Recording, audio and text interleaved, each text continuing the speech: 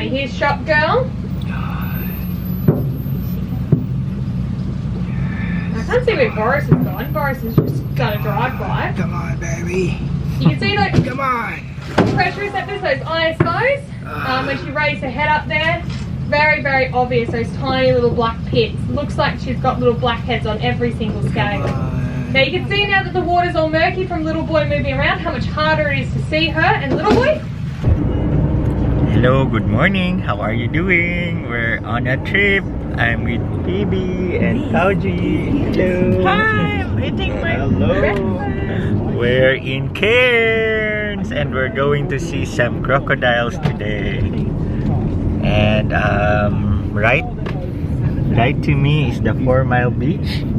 It's so nice, so pretty. It's such a good day in Australia today.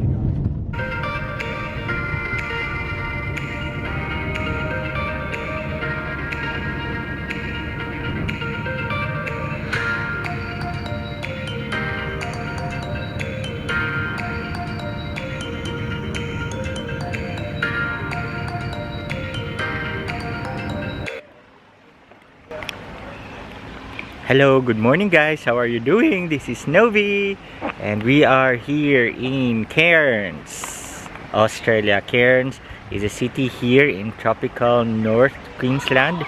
It's such a beautiful day today. It's the 19th of August. It's 9 o'clock and we're here in the Crocodile farm in 4 Mile Beach and I'm going in.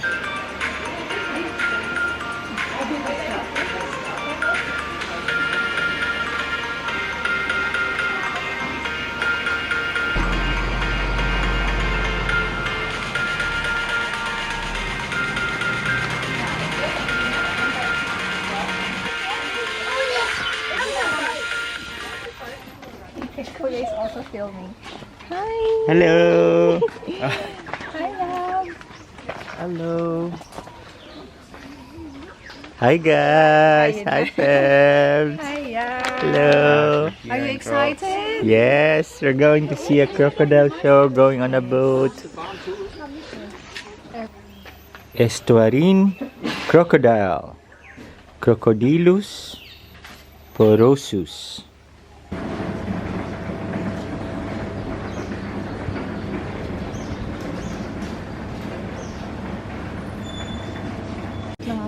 Bibig. Wala pa lang signal dito. Hintay maka-FB. Ikaw muna kasi Focus muna tayo sa ka mga nag-cellphone baka languin ka ng buhaya daw.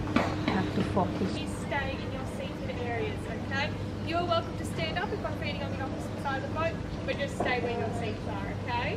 Now before you guys do board the boat, left hand side is some hand sanitizer. If I can get everyone to give their hands a quick wash with that hand sanitizer. Now with your friend, just take your valuables out, leave it underneath this sheltered area here. Alrighty guys, make your way down. We're going to be boarding the first boat on the left hand side. Hi. Hey, there you go. Saan ba na? Morning. Alrighty, well, good morning everyone. Welcome to Hartley's Crocodile Adventures. My name is Siobhan. I'm going to be taking you guys out around the lagoon today. Now the point of the lagoon cruise is try and get some crocs nice and close to the edges of the boat where you guys will get the opportunity to see some crocs doing some natural behaviours for you, okay? Now before we do take off, a couple of very important rules. Number one, anything you are planning to take home with you today stays on the boat with you today. That means things like GoPro, selfie sticks, fingers and hands all stay within inside the grates here. Now I'm going to drop this rope down. It is a crocodile proof rope. I need one very brave person to jump across the croc proof rope, grab hold of my radio, hold the button on the side, scream whatever they feel is appropriate into the radio. Another boat driver will come along as fast as they can and they will finish off the tour for you so you guys don't miss out on a thing. So yeah, I'm good as gone. If I'm in the water, you guys will just continue on. You won't be getting me back. Now that I've established that you guys are a bunch of sickos, let's get out of here. Now the lagoon cruise, it goes for roughly 20-25 minutes depending on the action that we do get out here. I would have pointed out I'm more than happy to try and get nice and close to whatever you're looking at. Alrighty. Now before we do get too far, alright. Now with your saltwater crocs, they live in a social hierarchy, which is usually dictated from size. The larger you are, the more dominant you're generally going to be, okay? Female saltwater crocs max out at about 2.5 to 3 meters in length. On our right hand side here is a unique individual. She is about 3.5 meters. This means she is an incredibly dominant individual. So dominant so that some of the larger males don't take her on. She demands a lot of respect from the other crocs out here, so we decided to give her a name that really suits her personality. So this big beautiful girl there, her name is none other than Oprah. Now coming up here on our right hand side on the corner, this is our second largest male by the name of Mick. Now I'll give you guys a bit of a backstory on Mick. As we're going around today, you know, I'll talk a bit about croc behaviour, but I will also point out the individuals, and if they've got a bit of a story, I'll tell you them. But Mick here, he's actually a wild caught croc. He gets his name Mick because he came from the Mick Creek down in Cairns, alright? Now Mick here got himself into a bit of trouble out in the wild when he decided the easiest way for him to get food was to follow local fishermen around and steal their catch off them, and they try to reel it in. Now Mick's about 3.75 metres in length. Your average tinny up here in Cairns is about 3.5 to 4 metres. There is nothing more terrifying than a croc the same size or larger than your boat popping up beside you and stealing your fish. Alright, so Mick was classified as a rogue or dangerous crocodile, and he actually had to be removed, and he was brought out here to Hartley. He ended up with the reputation of Mad Mick, okay? He doesn't really get along well with others, but after a few combats with Boris, he's realised he is not the top dog out here. Corner Girl's just up on the base there, on the left-hand side there. Now I like to point Corner Girl out because she's a pretty cool individual, alright? This female here is Mick's preferred female. When Mick was first put in here, as I said, he got the reputation of Mad Mick. He was taking on all the other crocs out here.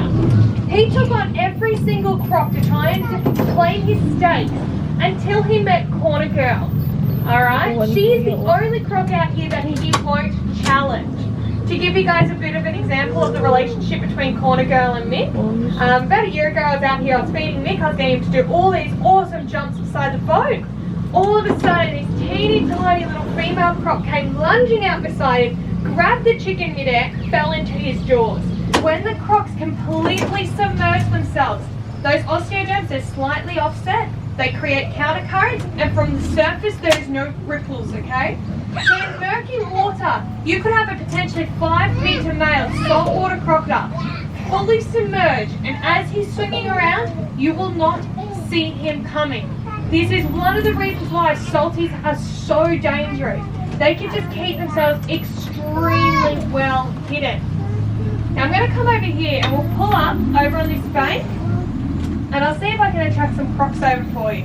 Coming along the side of the boat here is a female by the name of Shop Girl, and just ducking under the water past her, you can see perfect example of those osteoderms working. That is our dominant male, and also on our left hand side, check out how those osteoderms work. That little boy, my favourite croc out here, if that water was murky, you wouldn't see him coming.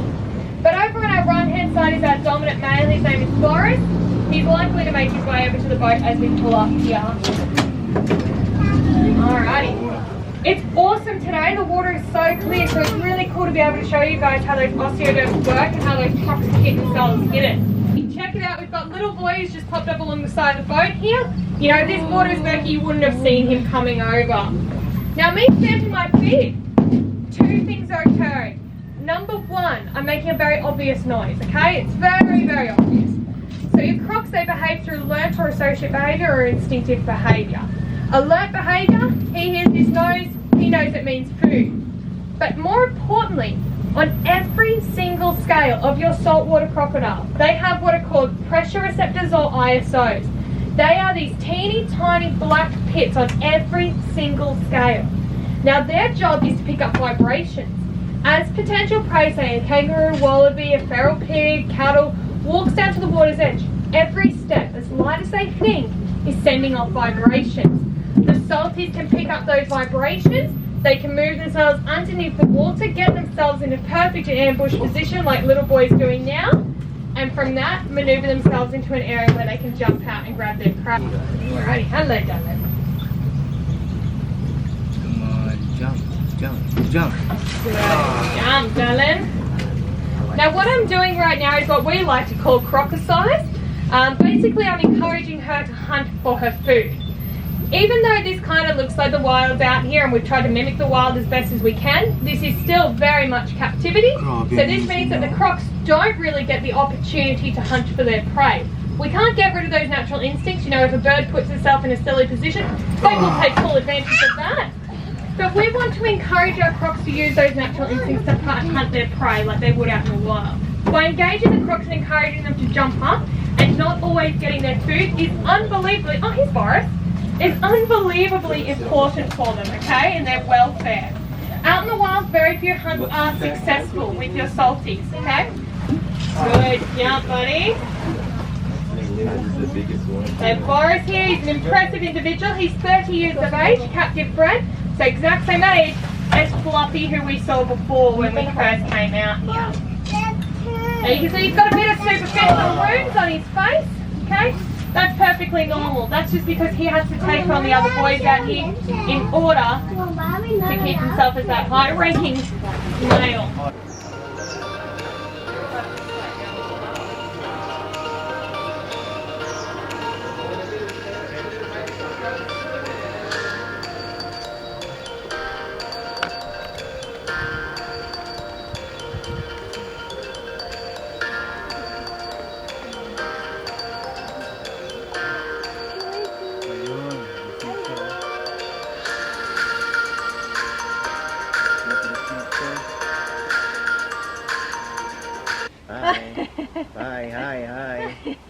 Hi. Is it itchy? Hi, itchy. Itchy. Hi, hello. Hi. Straight through there, mate.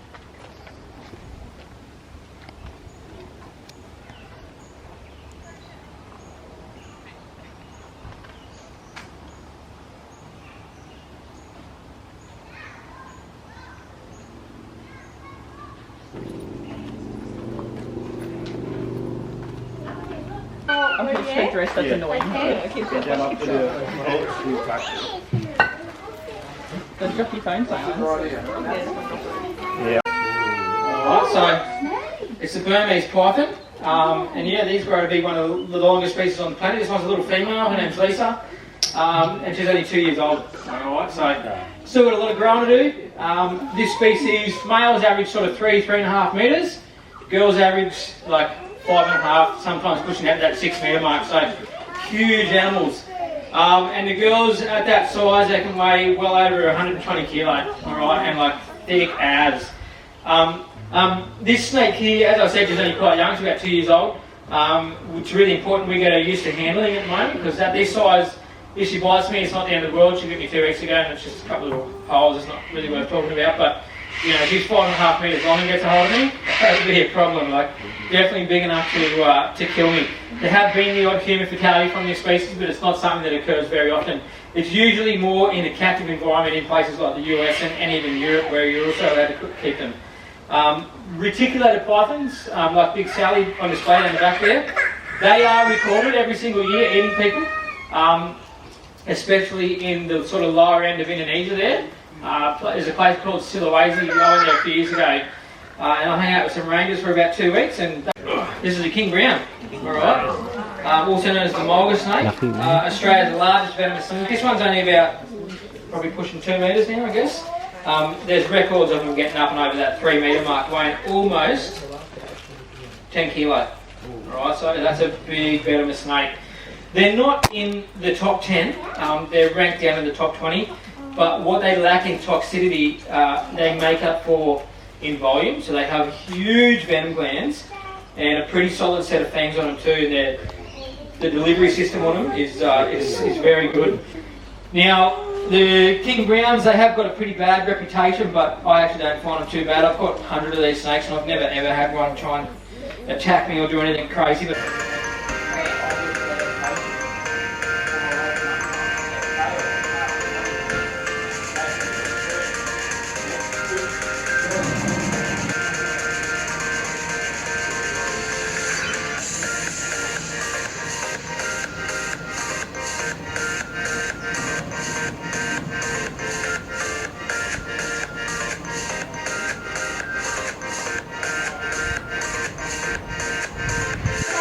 Yes. Yeah, a little bit of enthusiasm there. You can definitely hear me. Yeah? Come on.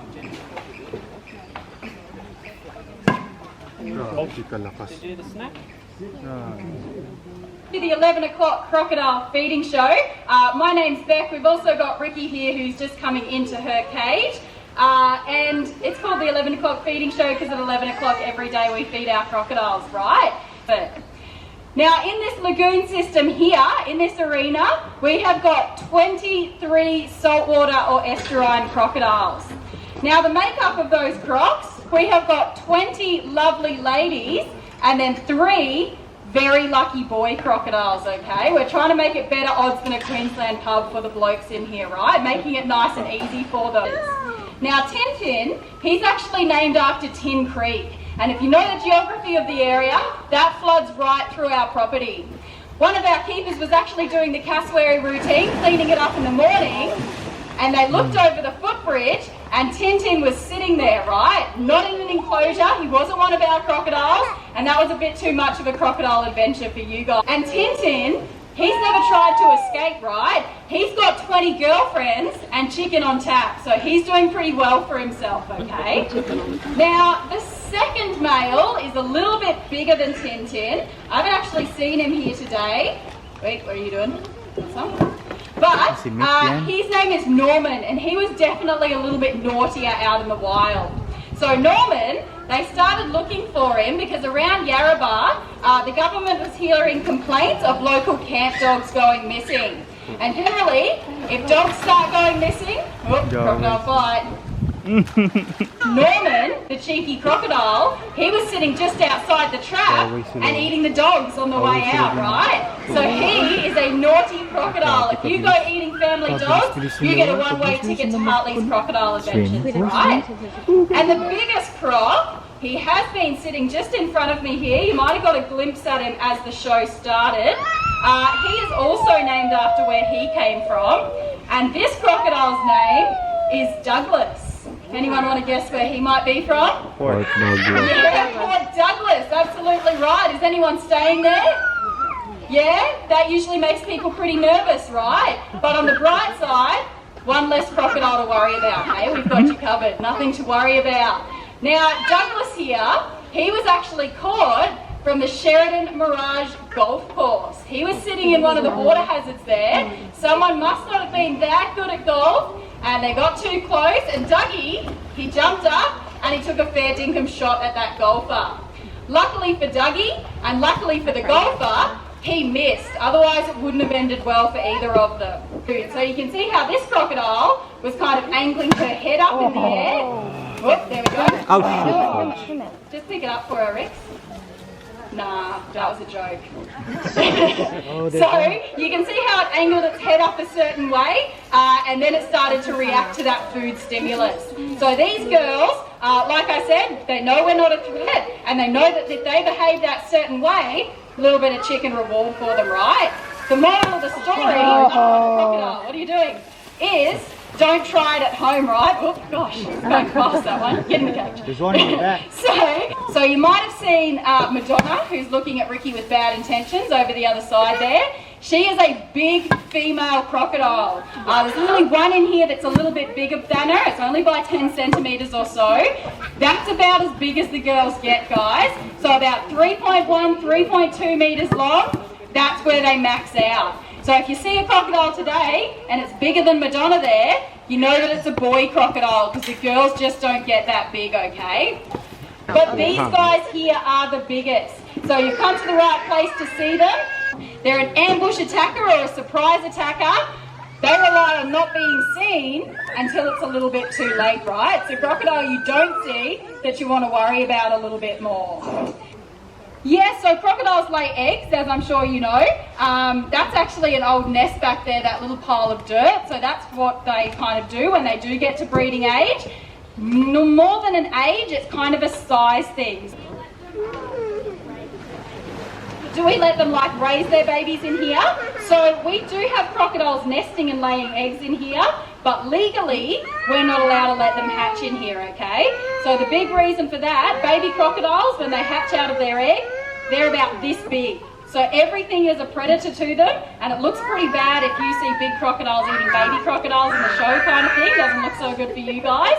Also, they're so weeny that if you look at our fence lines, not equipped for baby crocodiles. So if they get out, they're cute for the first year or so, and then they start turning into a problem when they're biting all you guys as well, right? So we go in, which is difficult because the girls guard the nest as well. So we play a very intense game of rock, paper, scissors.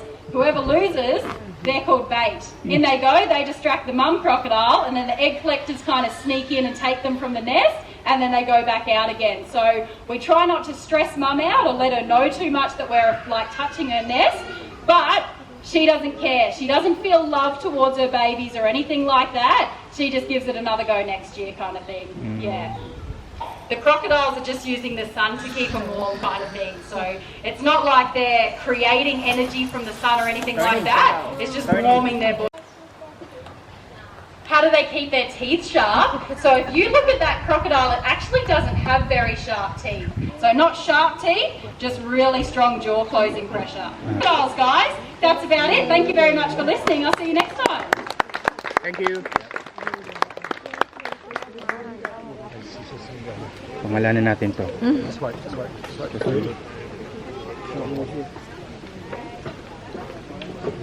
Lumaban ko yung pilapitan mo siya parang.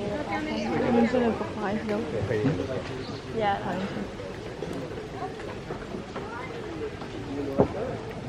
Alon. That one right there. Oh. Not the one she's big. Oh, he's calling. Calling your mother. Mom. Oh, the big one. God. Oh no. Oh, there's another one. No. Oh, this one is really big. Oh my God. Oh no. No, you're not my He mom. chases him away.